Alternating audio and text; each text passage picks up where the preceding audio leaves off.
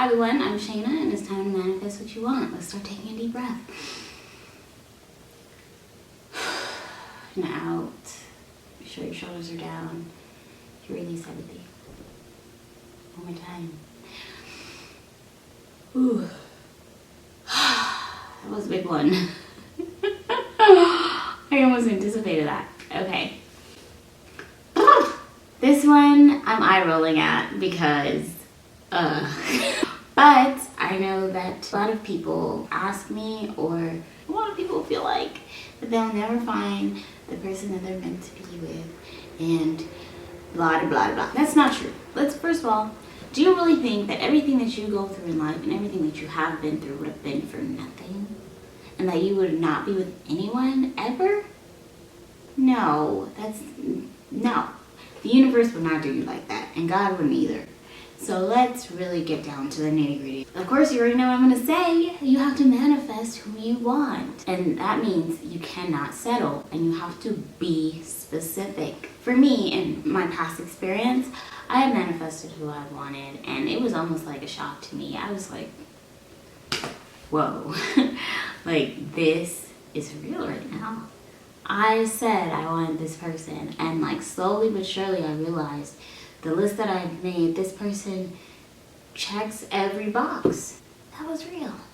And so if I could have done it before, once, I can do it again. So I'm just gonna make an example list of things that I've manifested. I wrote down a lot of other stuff that I manifest, like career, and like my faith, and just my character development in general, and like consistency. But today, we're talking about romantic partners, since that's all y'all care about. I'm kidding. Anyway, so I wrote manifesting partner. First thing I put is non-meat eater. That's kind of really important to me. Like, I don't want to transfer energies with someone who eats chicken, beef, pork, all that stuff, because the meat in the US is so manufactured. We're killing ourselves slowly about it. I wish I could say I'm doing it for the animals, but I'm not. I'm doing it for the health of us as people and humans. Like, we need to do better. We shouldn't be mass producing meat to feed each other and then expect us to live past 70. Second thing I put is affectionate. Hilarious that I put that, because in one of my past relationships, this was the main reason why this person left me. But then I realized, a higher self, a higher being of my own self, whatever. I realized that yes, I was unaffectionate because of certain factors in my life that I had to deal with myself. For example, my sexuality and being okay with being gay, and like, really exploring that. It's like, am I really gay? Do I still like men? Blah, blah, blah. And I figured that out for myself. Now that I figured that out for myself, well, after her, I had no problem being affectionate. And I realized for me, I have to be in a space where I feel comfortable being an affectionate person. So I think I put comfort in here as well. I don't know. Let's keep going. Passionate. Oh, passionate. Not even just with me. I feel like the partner that I want to be passionate, I want them to be passionate about something. I don't want someone that just goes to work, comes home, and then just like, oh, we're in a relationship to be in a relationship. I want you to be passionate about something. Is there something that really like drives you? Like, maybe you really do love animals and you want to open your own juice bar, or you really love teaching, so you want to open your own school to help younger girls, younger kids, like whatever it is. Like, there has to be a drive or passion beyond this capitalistic society that we have. There gotta be something else, something bigger than you. Okay, diligent in tough times. This honestly is super important to me now, because I've honestly been in a couple relationships where it was so good at first. It's always so great at first, right? You always get along, you always communicate well, you're really open, you're vulnerable. But then once those things that happen that challenge you to not be those ways, to not communicate, to not be vulnerable, and then you're like this, and then you become like this, and then you become like this, and then it's like, it's almost so hard to get back to this because of ego, because of fear, because of the unwillingness to try. And a lot of relationships that are meant to be or are fixable just are thrown in the trash because of that. And I don't want to be a part of that. I know that I am in a space to be who I'm supposed to be, and I feel confident that I will be that person.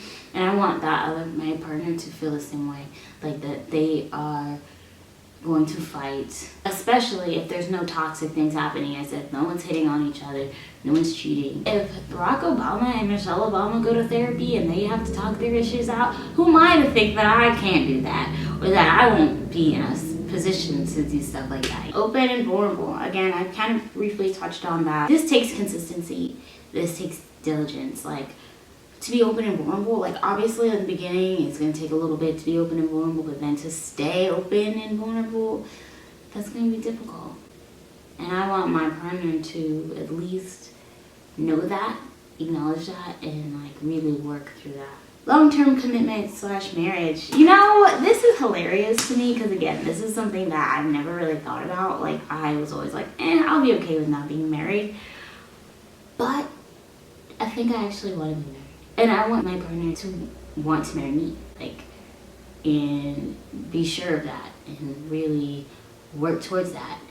And like everything that we do, obviously we are two different individuals, and like, but at the end of the day, we do come together and decide, yeah, I think I could do this partnership forever, or for the rest of my life, or like whatever it is. We can save the world together. Like, I don't know, humanitarianism is really big with me. Patience. Patience is pretty big on my list as well because of, again, my past experiences.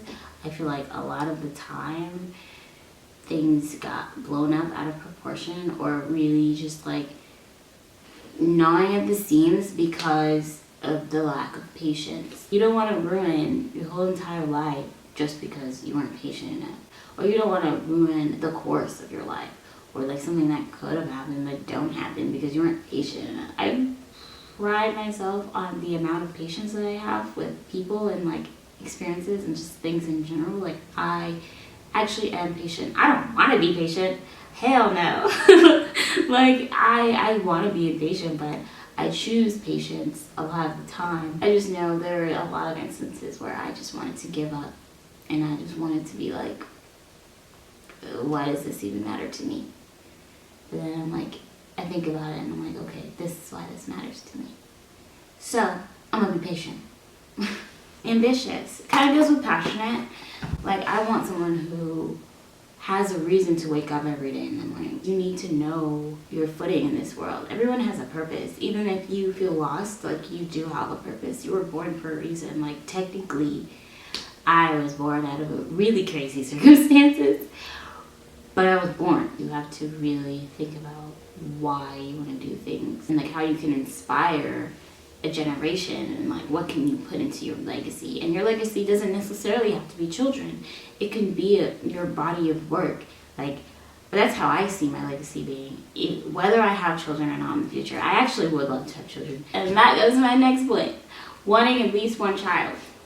And yeah. I actually never wanted children before, but after working with kids the past couple months and getting a new job with children as well, children are that. And actually, if you can work with kids, it really boosts your emotional intelligence. And I think me not wanting kids, or me hating kids, or not really hating them, but like not really liking them, taught a lot to my emotional intelligence. Like, kids tell it how it is. They won't hide how they feel. And as adults, I feel like we do that out of like defense or protection of ourselves.